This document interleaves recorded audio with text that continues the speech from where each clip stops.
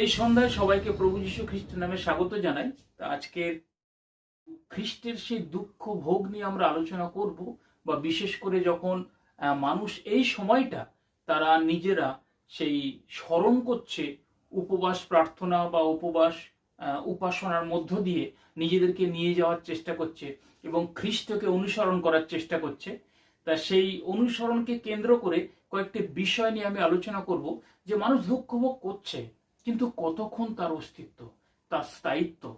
তাই মানুষ 1 ঘন্টা বা 2 ঘন্টা তারা সেই উপাসনায় বা প্রার্থনায় যোগদান করছে, তারপরে মানুষ নিজেদের কাজে ব্যস্ত, কিন্তু তখন নিজেদের কাজ করতে করতে কি সেই খ্রিস্টকে স্মরণ করছে বা স্মরণে আনছে, যে তিনি আমাদের জন্য কি নিদারুণ যন্ত্রণা সহ্য করে নিজের জীবনকে উৎসর্গ করেছিলেন।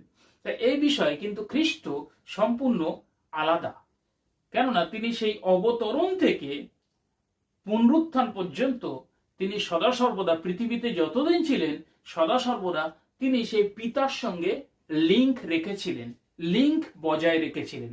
তাই আমাদের তিনি একই জিনিস শিখিয়ে গেছেন, যে আমরাও যেন সেই লিঙ্কটাকে বজায় রাখতে পারি। সেই লিঙ্ক বজায় রাখার জন্য, যে রাস্তাটা বজায় রাখার জন্য খ্রিস্ট আমাদের জন্য সেই পথ প্রস্তুত করে দিয়ে গেছেন। তাই আমরা এই দুঃখ ভোগকে স্মরণ করে যখনই এখানে উপস্থিত হয়েছি, তখন আমরা খ্রিস্টের সেই দুঃখ ভোগের কয়েকটা বিষয় দেখব, যেটা খুবই আমাদের জীবনে গুরুত্বপূর্ণ, আমাদের জানা অত্যন্ত জরুরি। তাই যদি আমরা দেখি যে তিনি যখন আসলেন, বিশেষ প্রক্রিয়াতে তিনি আসলেন। সাধারণভাবে পুট করে দিলেন, হয়ে গেল না, বিশেষ প্রক্রিয়া। ওই জন্য গালাতীয় বলছে যে 4 যে কাল সম্পূর্ণ হইলে পর তিনি আপনার পুত্রকে প্রদান করিলেন। তা সেই কাল কিসের কাল? ঠিক সময়, কোন সময়টা আসলেন। যাই হোক, এই বিষয় নিয়ে আজকে যাচ্ছি না, কিন্তু মূল বিষয় আজকে যেটা আলোচনা করছি সেটা হচ্ছে খ্রিস্ট দুঃখ ভোগ করলেন আমাদের জন্য। সেই বিশেষ জ্যোতির্ময় শরীরে তিনি অবস্থান করাকালীন, সেখান থেকে এই রক্ত মাংসের শরীরে অধিষ্ঠান পর্যন্ত একটা যন্ত্রণার সময়। যদি মনে করুন, একটা বড় একটা সিংহকে ছোট একটা গাধার চামড়ার মধ্যে আবদ্ধ করে রাখলে যেমন হয়, বাইরে থেকে মানুষ দেখছে গাধা, কিন্তু ভিতরে সিংহ। আমরা যদি রক্ত মাংসের সেই খ্রিস্টকে দেখি, মনে হবে যেন যখনই আপনি প্রার্থনা করতে বসেন বা চিন্তা করেন, তখন মনে হবে যেন সেই খ্রিস্ট ক্রুশ নিয়ে যাচ্ছেন, বা ক্রুশে ঝুলছেন, বা উপদেশ দিচ্ছেন, বা জন্মেছেন সেই শিশু। কোনো একটা বিষয় মানুষের মধ্যে এই চিন্তাধারা চলে আসে, কিন্তু প্রকৃতপক্ষে মানুষেরা যেমন সে বাইরের গাধার চামড়াটা, সে গাধাকেই দেখছে, কিন্তু আসলে খ্রিস্টকে তারা উপলব্ধি করতে পারেনি, খ্রিস্টকে তারা দেখতে পায়নি।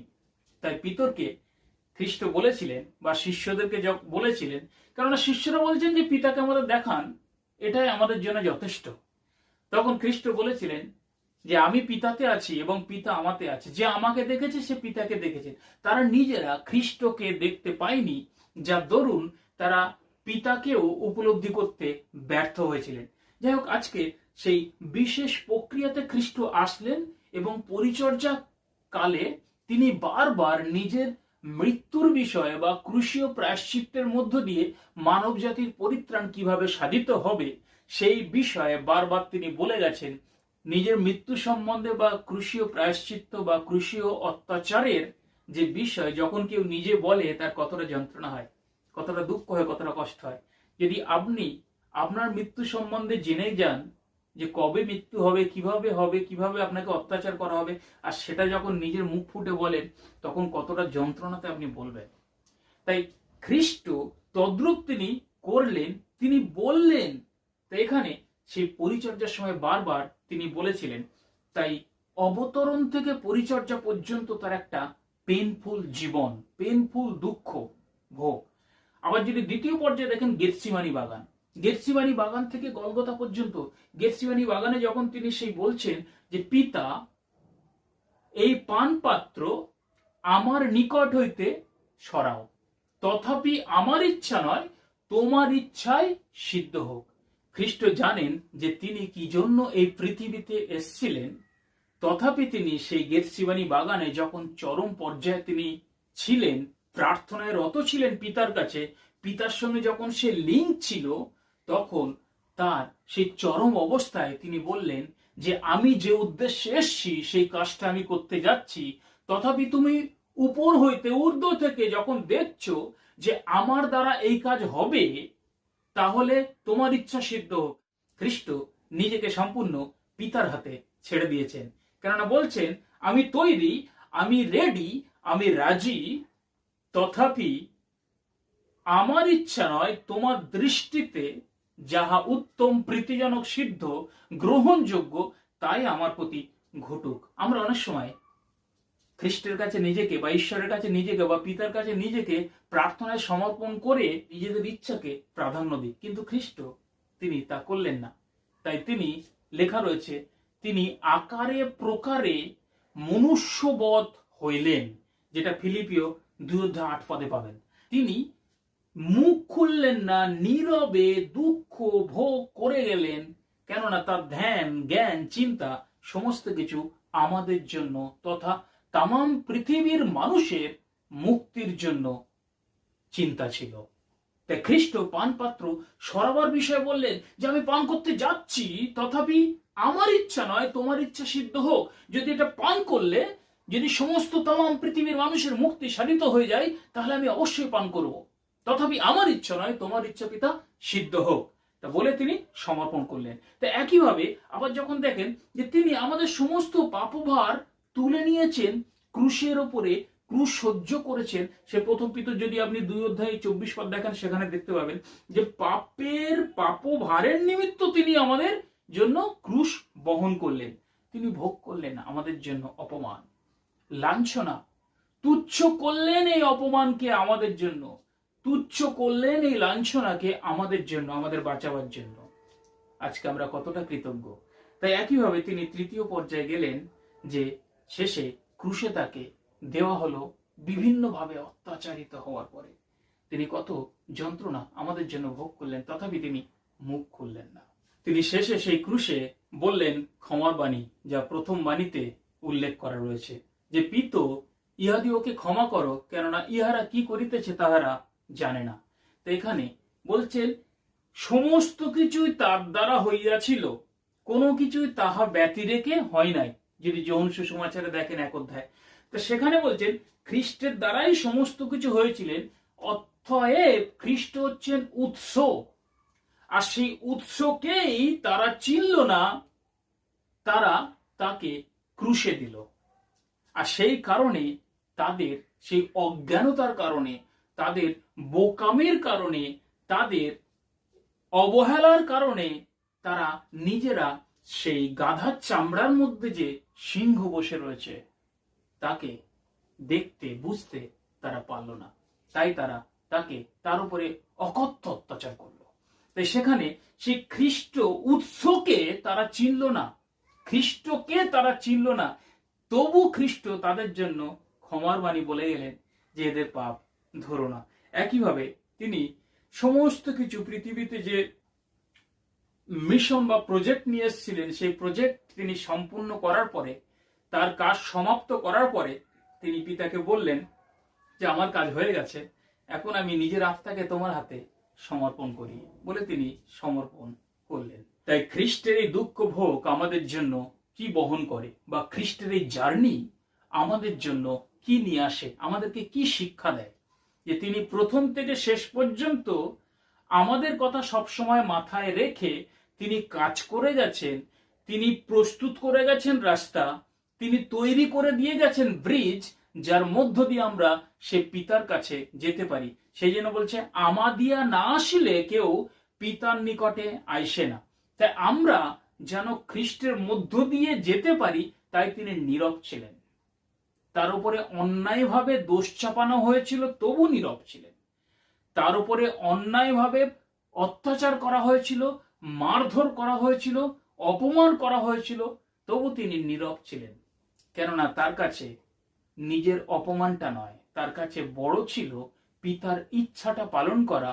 আর পিতার ইচ্ছা এই যেন আমাদের জন্য রাস্তা তৈরি হয়, তাই তিনি মুখ খুললেন না। আজকে আমাদের কাছে যদি এই প্রশ্ন থাকে, এই পৃথিবীতে আসার উদ্দেশ্য আমাদের কি? আজকে শুধু সেই যারা উপবাস করছে, প্রার্থনায় যোগ দিয়েছে, যারা বিশেষ করে এই পর্যায়ে যাচ্ছে, তারা জানে অবশ্য, কিন্তু শুধু এটা সেই খ্রিস্ট বিশ্বাসীদের জন্য নয়, সারা তামাম পৃথিবীর মানুষের কাছে এই প্রশ্ন যে পৃথিবীতে মানুষের আসার উদ্দেশ্য কি, কি মিশন নিয়ে সে এসছে, তার করণীয় কি, তার কাজটা কি, আর সে কি রোল প্লে করছে। অনেক সময় মানুষ ভুলে যায় যে তারা কি করছে।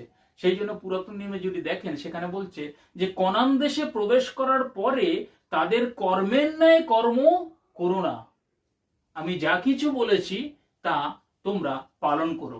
তাই আমরা এই কনান দেশ অর্থাৎ পৃথিবী যদি মনে করে নেন রূপক হিসাবে, এই পৃথিবী তথা এই কনান দেশ এখানে যখন এসছি আমাদেরকে বলে দিয়েছিলেন যে পৃথিবীর বিষয়, পৃথিবীর কর্ম আমরা যেন না করি, পিতার কর্ম যেন আমরা করি, যে মিশন, যে প্রজেক্ট নিয়ে আমরা এসছি সেটা যেন সফল করি।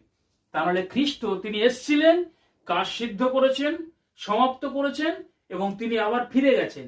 কিন্তু আমরাও এসছি, আমরা যদি কাজ সমাপ্ত না করি, সম্পূর্ণতা লাভ করতে না পারে, তাহলে আমরা কিন্তু আর ওখানে ফিরতে পারবো না। এটাই সব থেকে আশ্চর্যের বিষয়। আমরা ওখানে ফিরতে পারবো না যদি আমরা সেই কাজকে সম্পূর্ণ না করি, ফেরার রাস্তাটা নিজে তৈরি না করি, ঠিক না রাখি, পিতার সঙ্গে লিঙ্ক, সম্পর্কটা যদি না রাখতে পারি, তাহলে আমাদের মানব জীবন ব্যর্থ। তাহলে পৃথিবীতেই শেষ। পৃথিবী একদিন শেষ হয়ে যাবে, আমরাও শেষ হয়ে যাবে যদি পৃথিবীকে আগড়ে বাস করি। তা বলছে পিতার প্রেম তার অন্তরে নেই যে জগৎকে প্রেম করে। জগৎকে প্রেম করাটা স্বাভাবিক, কেননা যা কিছু আছে চোখের সামনে সেগুলো অভিলাষ। যদি আপনি অভিলাষের শিকার হয়ে গেছেন তাহলে আপনি ওখানে ফিরতে পারবেন না, আপনার গন্তব্যস্থান আলাদা। তাই আমাদের প্রত্যেকের জন্য প্রত্যাশা তিনি রেখেছেন সেই স্বর্গের রাজ্যে, যে প্রত্যাশায় আমাদের প্রত্যেকে উপনীত হওয়া জরুরি। যদি আপনি ভুলে যান পৃথিবীতে এসে যে আপনার কাজ কি, তাহলে আপনি সেই প্রত্যাশায় যেতে পারবেন না। হয়তো দুদিনের সুখ, দুদিনের স্বাচ্ছন্দ্য, দুদিনের বিলাসিতায় আপনি ভুলে গেলেন যে আপনি কেন এসছেন, কি উদ্দেশ্যে এসছেন এবং কোথায় যাবেন, চিরদিন কোথায় বাঁচবেন গিয়ে। তাই আমাদের প্রত্যেকের প্রয়োজন রয়েছে যে খ্রিস্ট যে পদচিহ্নকে অনুসরণ করে গেছেন, আমরাও যেন সেই পদচিহ্নকে অনুসরণ করতে পারি। তাই খ্রিস্ট আমাদের বড় বন্ধু, তাই তিনি আমাদের বলছেন আমি তোমাদেরকে বন্ধু বলি। তাই এই দুঃখ ভোগ আমাদের জীবনে আত্মসমীক্ষার সময়, যে আমরা কতদূর সেই রাস্তায় আগিয়েছি এবং কতটা যাওয়া আরো দরকার রয়েছে। তার জন্য বাধা আসবে, তার জন্য অনেক উত্থান পতন আসবে, কেননা এই রাস্তা সংকীর্ণ রাস্তা, এই রাস্তা প্রশস্ত নয়। তাই সংকীর্ণ রাস্তায় যেখানে জীবন রয়েছে, যেতে গেলে পৃথিবীতে একটু কষ্ট সহ্য করতেই হবে। আর সেই কষ্ট যদি সহ্য করতে না পারেন, বিলাসিতাকে, সুখকে যদি বরণ করেন, তাহলে আপনি জীবন হারাবেন। তাই আমাদের খ্রিস্ট শিখিয়ে দিয়ে গেছেন, তিনি নীরবে দুঃখ সহ্য করে গেছেন। আমরা নীরবে যেন সেই পদচিহ্নকে অনুসরণ করে যাই। অনেকে মিথ্যা দোষারোপ করবে, করুক, স্মরণ করি তাকে, তিনি আমাদের দৃষ্টান্ত হয়ে দেখিয়ে দিয়ে গেছে। তা আজকের এই সন্ধ্যাবেলায় যা কিছু শাস্ত্রের আমরা অংশ দেখলাম, সেই শাস্ত্রের অংশ আমাদেরকে একটা নতুন দিগন্তে নিয়ে যাবে যদি আমরা সেই পিতার জন্য নিজের জীবনকে উৎসর্গ করি, খুলে দিই। তিনি আমাদের কাজ করবেন জীবনে, তখন আমরা আগিয়ে চলতে পারবো। হয়তো আমরা এক পা আগাবো, তখন তিনি আমাদেরকে ধরে আরো সাহায্য করবেন তার রাস্তাতে নিয়ে যেতে। কিন্তু যদি আমরা পিছিয়ে যাই, শয়তান তখন আমাদেরকে চেষ্টা করবে বিভিন্নভাবে ভ্রান্ত করার, ভুলিয়ে রাখার। তাই খ্রিস্ট আমাদের জন্য সেই বিশ্বাসের আদিকর্তা, বিশ্বাসের সিদ্ধিকর্তা, তার দিকে দৃষ্টি রেখে চলুন। শয়তানের কোনো ক্ষমতা হবে না আপনাকে জয় করতে। আপনি যদি আপনার হৃদয়কে, আপনার মনকে, আপনার দৃষ্টিকে সেই দিকে নিবদ্ধ করে রাখেন, তাহলে কোনো শক্তি নেই যে খ্রিস্টের প্রেম থেকে আপনাকে পৃথক করতে পারবে। কিন্তু মুখে শুধু বলা নয়, বলা তো সহজ, শোনা খুবই সহজ, কিন্তু পালন করা খুবই কঠিন। তাই বিশ্বাসের আদিকর্তা, সিদ্ধিকর্তা খ্রিস্টের প্রতি দৃষ্টি রাখুন এবং এগিয়ে চলুন। প্রভু আশীর্বাদ করবেন।